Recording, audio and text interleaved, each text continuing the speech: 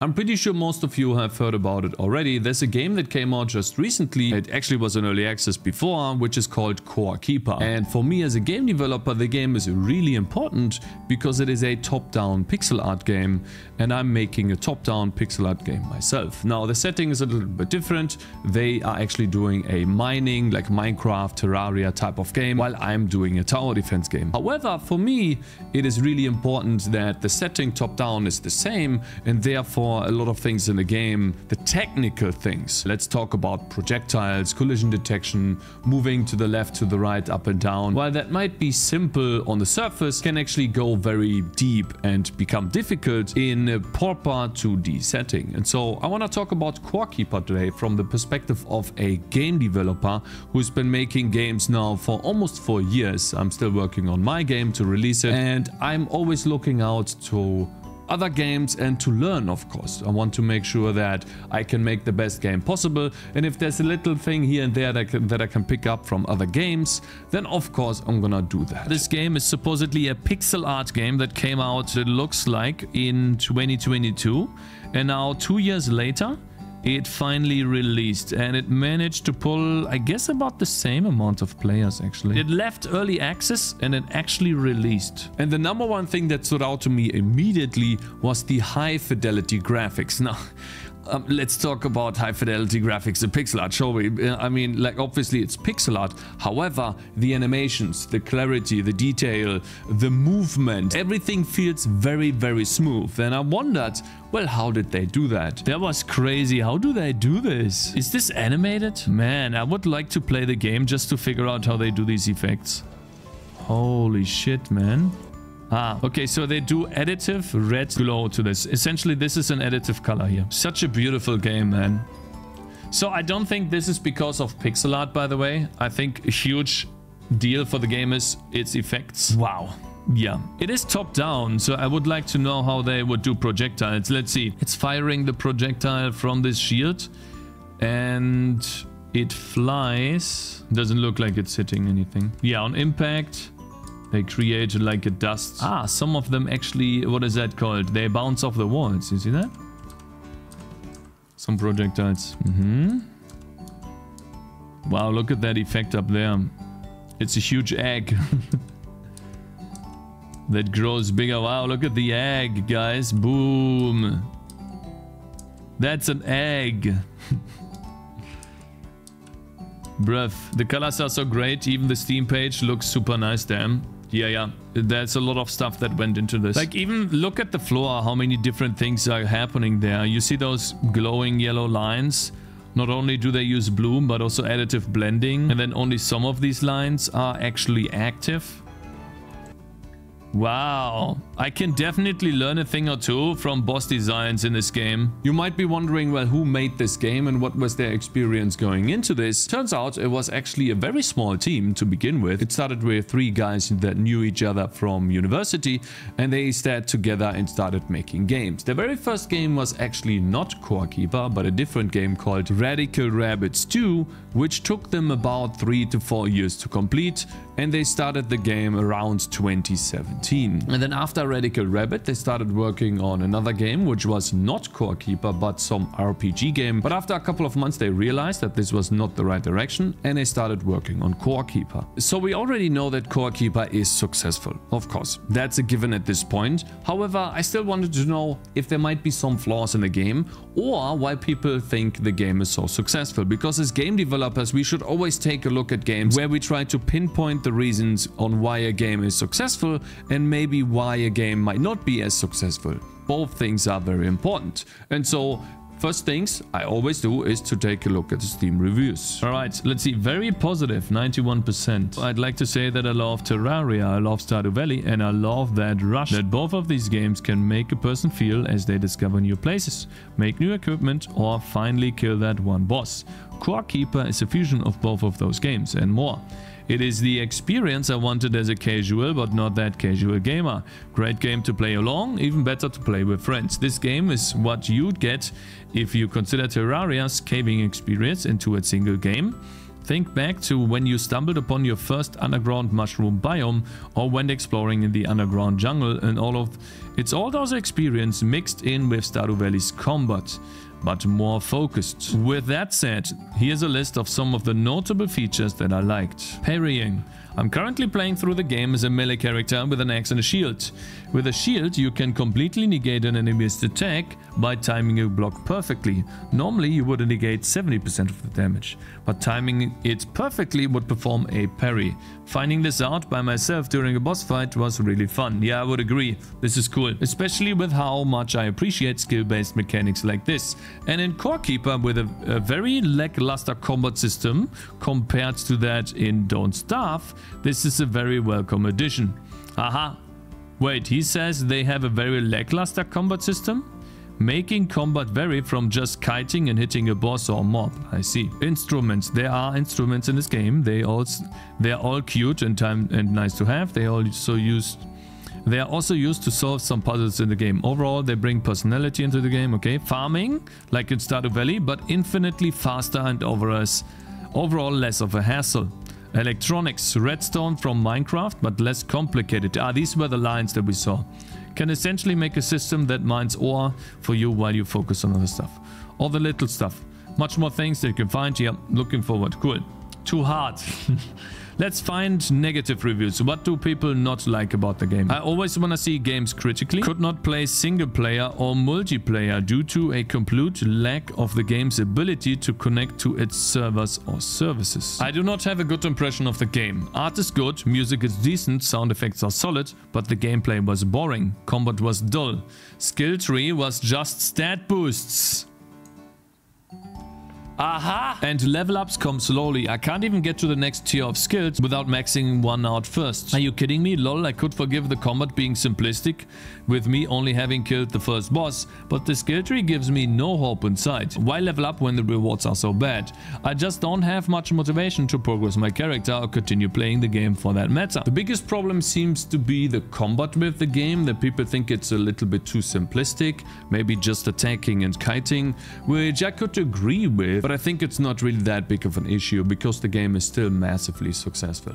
However, there still might be some point that I would do if I was the developer of the game to take a look at and maybe, you know, try to add in a couple more cool mechanics that are not just kiting and dodging bullets. Ultimately though, that seems to be a very small portion of players that might be very loud, and so we always have to take these things in with caution, of course, because at the end of the day, the game's successful. That's the most important part. I talked about the game being 3D, but what does that actually mean? If you want to make your own research, there's a really cool video online that you can watch, which is the behind the scenes talk where a Unity employee interviews the developers of Core Keeper. And during the interview, they go into a bunch of different topics regarding the game's technology and how they designed the game from the ground up. So the way this is done, by the way, the world itself is 3D, and then everything in here that you see animated is sprites, billboards, essentially. So the characters are 2D sprites. The way they achieve this look is by having 3D animated bosses together with sprites merged in a 3D world. It's really cool. And it's very believable and fixes a lot of issues that you have in traditional top-down games, where, for example, this guy just shot a projectile. The projectile actually has a height in the game, meaning that if you were to trace down a line from the very core of the projectile down, it would actually, in physical spaces, it would be further down than it actually shows up. And so a real 3D world fixes this issue by having the third dimension available to you and allowing you to collide the projectile properly. And it also allows you to do more collision detection. So this is one of the bosses that I was talking about. This is a really cool animated boss, and it's all done in 3D. The shader and the camera turns this into 2D, which is really cool. And so yeah, actually the way this is achieved is by turning this 3D world into 2D space. So the characters, these plants are sprites. Just take a look at this. That's like a real beam in a 3D world. And it's really difficult to get that right in 2D. It's a nice combination of the two. Damn. Yeah. Really cool. If you don't want to watch the full thing, here's a small little explanation on how it works by myself. If we take this here, you will notice that we have a pixel width of this much. The character can only move in these increments, essentially. So he could never misalign with the pixel grid. So like 1 pixel is the size of one of these. You're always snapping the character to these. And that happens with all of with the vertices, the geometry essentially as well. If we say that this is 1 quad, the vertices are the dots. This is a vertex right here, and that is snapped to the pixel grid. That makes it easier to texture them because the texture is a pixel art texture. And then obviously the entire world is generated using Perlenoise, like Minecraft, Terraria. Perlenoise mixed together to create something interesting. This right here, the character is a sprite, and these are essentially the grid. I don't know how much this is. Maybe it's 16 by 16. Could also be more, but I feel like it's 16 by 16 grid. And the cool thing you see here is that not every quad has to be. We had to take a look at this one right here. This is not the vertex they chose. They actually have the vertex position here, and so it creates this kind of dent. That's also possible because it's still aligned with the pixel grid, right? So I think it's like in the second slot here. It's really cool. You're able to create these interesting worlds. You have one more plane here that looks kind of like this. See how it's like kind of dented? And that allows you to create some interesting worlds, you know? I already talked about earlier how the game being 3D fixes a lot of issues and anomalies that you have in 2D games when making a top-down perspective like in Stardew Valley. But instead of in that game you focus on farming, you now focus more on the combat side and try to make that really perfect, which you can't really do because on 2D it's not really 3D. What that means is you always have to factor in this stupid height that every character has, and that gets really tedious and can become annoying sometimes. You always have to take into account, well, my character, if it is somewhat top down, which in this case it is, he's actually standing here, not in the middle of the character. And so if I fire a projectile from this guy, I fire it from the middle, that's kind of wrong. Right would be firing it around his base. And then also his attack radius. If the origin is in the middle of the character, that's kind of off too. Because now you are attacking higher than you should be, and potentially below the unit you would leak. Because it's actually not reaching far down enough. Bloons fixes this by having a proper top-down view, where it's actually aerial view. We have like this third perspective. And this is particularly difficult with projectiles. We have a character that's sitting here, and then he's standing on the floor in this position. And now if he shoots in this direction, if we were to take a look at this view, this is the side view, right? The top view is essentially, this is the character,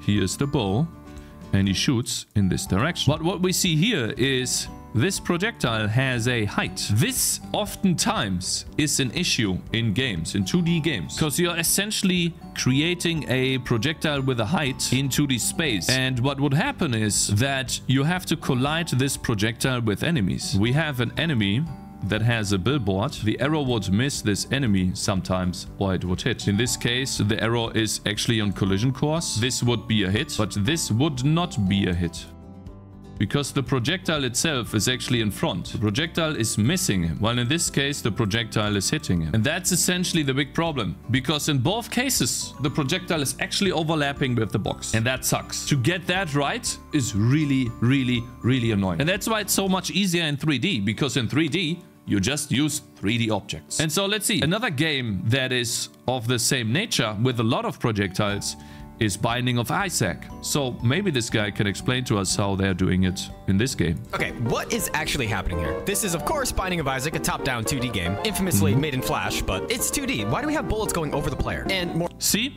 You see that? This one is weird. Why is this over the player? And more importantly, how? Lying in 2D is one of my favorite things of Gamedev so far. Yeah. Let me show you how it works. We start off with a bullet. It's pixel art, so just like a circle's fine. The important thing here, though, is that we need a shadow for this bullet. Yes, okay, this little guy is going to do all the heavy lifting for us. You just gotta believe. The way most bullets work, they spawn, they go in one direction until they hit something, and then they die. That's right, the bullet dies too. Typically, that's because it touches something on the X or Y axis. But let's fake a Z axis. First thing, we gotta separate these two parts. While they both move in the same direction, we want to take the actual bullet and animate it in an arc. Okay, well, you're sort of getting there, but there's still so much cleanup to do. I said originally when the bullet hits something, it should die, and with the arc now, we've created the impression that the bullet hits the ground. Easy enough, we trigger the death of the bullet there. But what about the bullet while it's doing this weird arcing thing? Well, weirdly enough, while we're lying to the player about where the bullet is on the Z-axis, it doesn't really matter, because nothing actually happens up there. All we have to do is turn off collision till the bullet gets closer to the ground. Hopefully...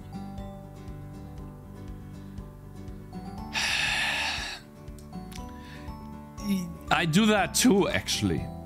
I do that too. So what he's talking about is... I was expecting more, actually, but okay, I mean, so essentially, let's say we have our unit, he stays here, and then he shoots an arrow. Now, the arrow creates a shadow too. That's the shadow of the arrow. That's the height. And so what I do, this is basically on time equals 0. The arrow has a height of h. And then as the arrow flies in this direction, what I do is I move the arrow down slightly. Over time, the arrow will follow this kind of curve. This would be the end. The arrow is essentially touching the floor. And so what I do in this case is I have another line, which is the real actual line that I'm shooting at, and the arrow over time goes towards the line. That's how I'm faking projectiles in my game. At least arrows. And again, 3D Space fixes this. Now that we know how Core Keeper works, it's very easy to know how they fix the projectile issue. They just have a 3D box where they ignore the height of the box and they view the game from top down. And then the character just moves through the corridors from top down, and they just look left and right for projectile collisions. So it's essentially just a box from a top-down view perspective, just like you see in Bloons TD5, for example. That's a proper 2D game, and the way they fix the projectile issue there is they remove the height by making it perfect top-down. Now that we talked about more of the technical aspects of the game, and there's many more technical aspects that I didn't get into yet, like for example the obstacle lighting in 2D games that you can do in Unity. If you're interested in how that works, there's a very cool website that's called redblockgames.com. I'm gonna link that in the description, and you can use it as a resource to figure out how to do obstacle lighting yourself if you're interested in that. It's a really cool website with tons of interactive examples that allows you to do your own obstacle lighting from a top-down perspective, because that's essentially how the lighting in Unity works as well in this example. There's also chunk loading and unloading that you can see here on the right. That's obviously done for performance reasons, so that the engine doesn't have to load in and do all of the lighting calculations for all of the blocks, but instead just a small subset of them. And then lastly, of course, the world is generated using Perlin noise, and not just one Perlin noise, but a bunch of them added and multiplied together to generate the map. Now that we have the technical aspect out of the way, we need to ask ourselves the question, how did the game actually become successful? And in my opinion, there's one key factor that makes the game successful, but from the developer's point of view, there was one thing they did at the very beginning that allowed them to keep focusing on one particular mechanic of the game, and knew that they had something there because they made a clip of the game showcasing the very first and most important game mechanic, which is, you guessed it, just mining blocks. We talked about this GIF, whatever, sorry, that went viral. Do we have that? Are we able to see that? Yeah, so this was very deliberately crafted, this GIF, right? Yeah, absolutely. We're kind of thinking about showcasing all the different aspects of the visuals that we wanted to build upon in Core Keeper. You can see the very lighting. And if you take one thing away from this, is that you don't need to make these lavished devlogs and clips of your game. You just need to have an interesting game mechanic that you can showcase very easily by just making a 5, maybe 10, maybe 20-second clip, and then post that online to gauge interest. And that's ultimately what was very eye-opening for me myself, because I've been making a bunch of devlogs about my game and none of them really were successful at all. Like maybe I got like 1,000 views on them. Nothing, in my opinion. That's very, very little interest. And so I learned that if you have a very interesting game mechanic, the less work you need to put into, let's say, a devlog or clips, because the game sells itself. And so now with this clip on their head, they knew that they had an interesting game mechanic. They needed to make that better, flash that out a bit more and polish around it so that it feels really good. They knew they had something interesting, and obviously they still needed to make a game around that. That is number one. Number two is now why the game is so successful. In my opinion, it feels like other games. It feels like Terraria, maybe Factorio, maybe Stardew Valley, Minecraft, all of these big titans, these big games. There's always a little bit something that you could think of, oh, there, I saw that from Stardew Valley, that's cool. Oh, wait, I did that in Terraria. The likeness to other games and the word of mouth is very strong with this one. We have deliberately made it so that if you come from a Zelda game, you'll feel like, okay, I've seen these things. Or if you come from Minecraft, this feels like Minecraft. Oh, this feels like Terraria. All these different games. And that's deliberate just to get it very easy for you to start playing it if you have experience from these other games. And how important do you think that is, that familiarity? Like, that's interesting. I actually haven't heard another developer say that before. Like, the different entry points and trying to make it comfortable for people coming from different places. That's fascinating. Yeah, I think it's extremely important if you want your game, or at least a game like Core Keeper, to get the attention that it has gotten, Because when people see it, they can very easily pitch it to their friends. They can say like, oh, it's like, Zelda, but with mining. Or they can say, oh, it's like Terraria, but top-down 2D. Or they can say like, oh, it's Stardew Valley, but it's in a cave. They have all these different comparisons. And all of them are true in one sense. And it makes it very easy for people to share the game with others and kind of, get an idea of what the game is about.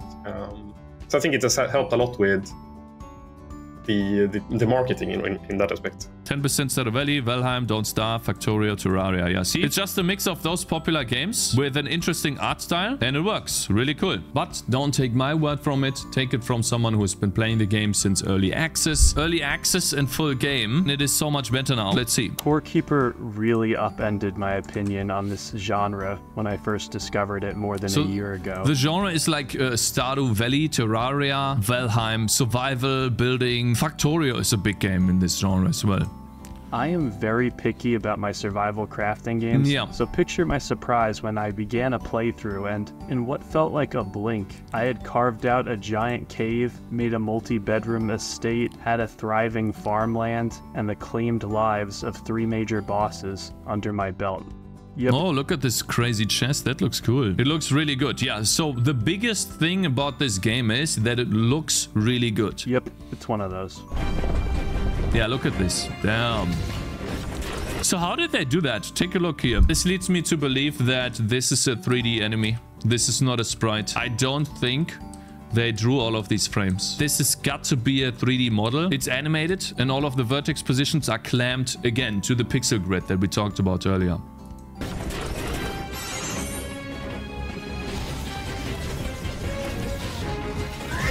Yeah. This is far from my first video on this game, and while I do really love Core Keeper, I haven't been... It has to be 3D for dynamic movement. Yeah, the developer said the game is 3D, also the dungeon, but they have a 2D look. Yes, yes. Afraid to be critical when I need it to be. Much of the issues I've brought up in past videos, however, have been addressed in the 1.0. Because I'm a lot more comfortable with where the game is now than at launch, I'll let you know that this video is now sponsored by Fireshine Games, as in the publisher for Core Keeper. But don't think for a second that this means the video will be uninformative, as I only accept sponsors from games that I actually play. Turning down that Raid Shadow Legends money was tough, believe me. Core Keeper...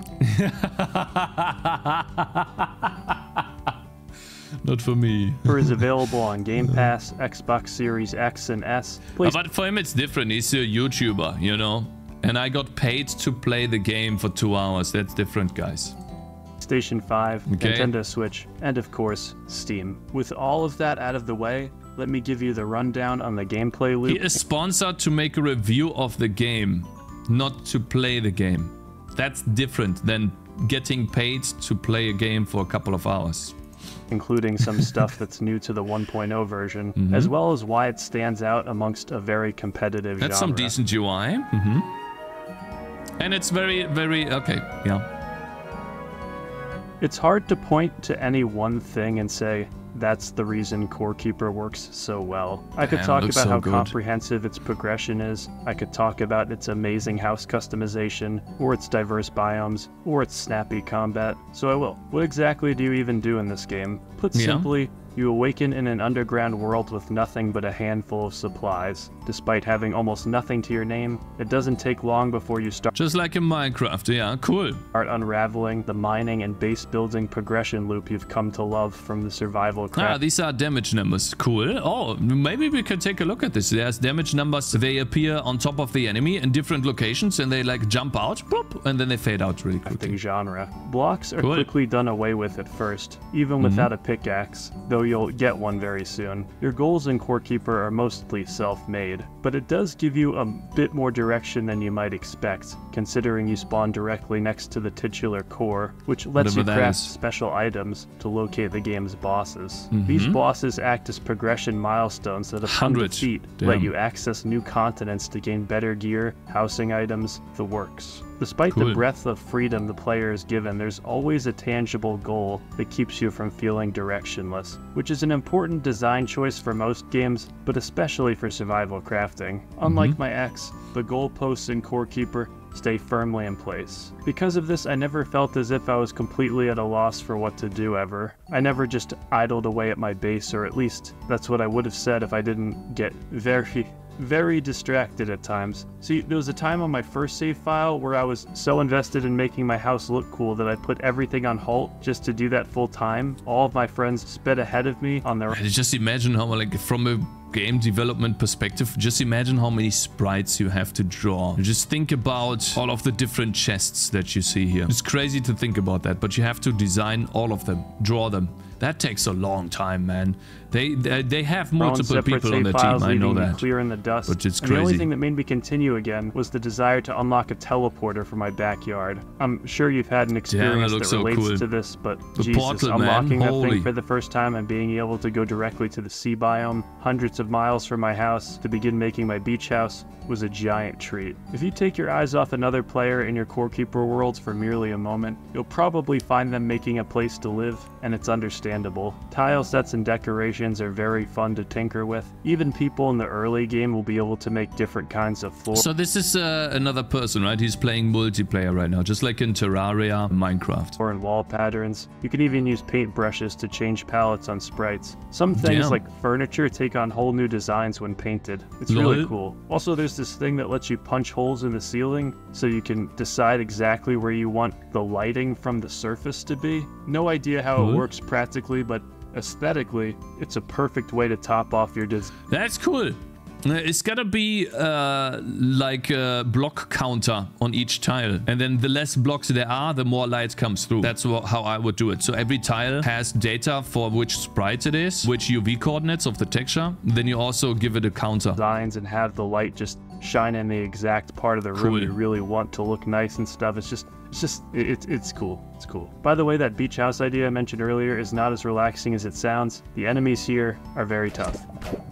Wow, While we're on the subject 500. of enemies, I should tell you that on the combat front, Core Keeper feels good. Positioning Okay. is key, but perhaps more important to your survival is preparation. You can't just charge in swords blazing for some of these fights. Armor is We should take a look at the font they use and how big the font is to learn from our game. So for example, if we go back a bit, you see the numbers, how big they are?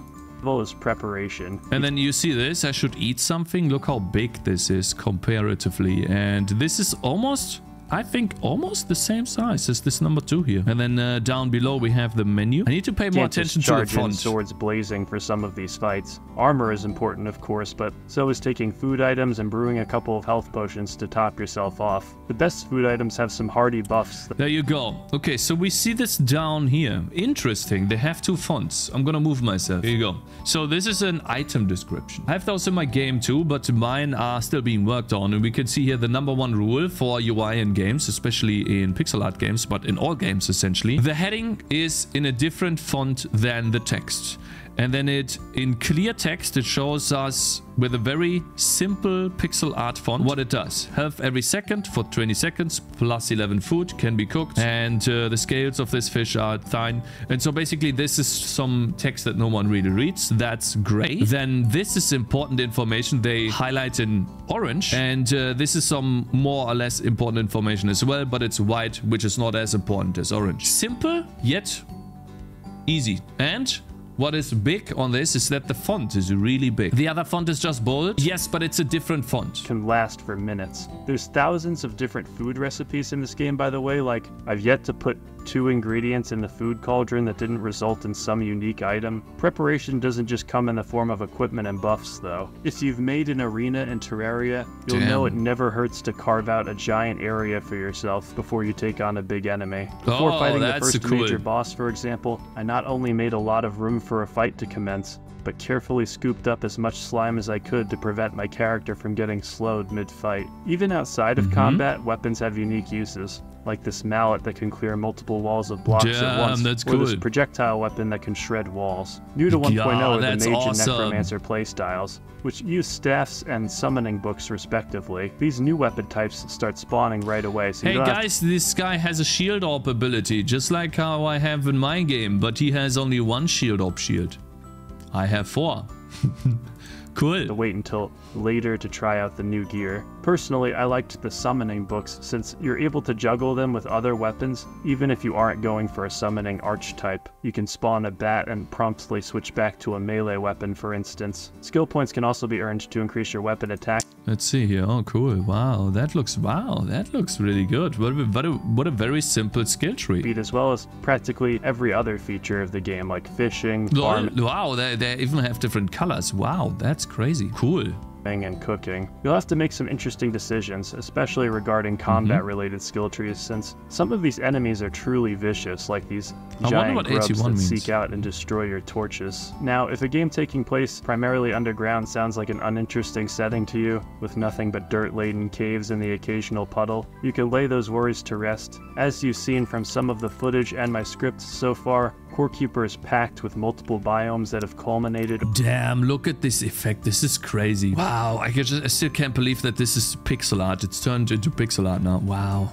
Over its early access Take a look period, at this. From the shimmering green-matted Azios wilderness to the desolate and dark entrenched forgotten ruins, you won't be starved for adventure by any means. Variety extends beyond just looks. The hive area, for instance, has spikes, I really like their darkness, you know. I really like the way they do lighting in the game. It's made with the Unity shading system, and even these centipede-shaped creatures that phase through walls. The dirt biome is thick with mushroom men and submerged in slime, including the king slime of Terraria fame. Nice. In addition, there's also sub-areas for each main biome. These are usually surrounded by unbreakable walls, requiring you to engage it in a more traditional dungeon delving way, which is a nice break from the open-ended exploration. New to 1.0 is an endgame biome. I don't know why people say that the combat is lackluster. That looked very nice. That I won't spoil here, but just know you will have to be on top of your preparation game in all the ways we talked about earlier and more. There's no way around it. Core Keeper is a gorgeous game. Its pixel-built characters are adorable. Its biomes are lavish and rife with detail, sometimes unnervingly so.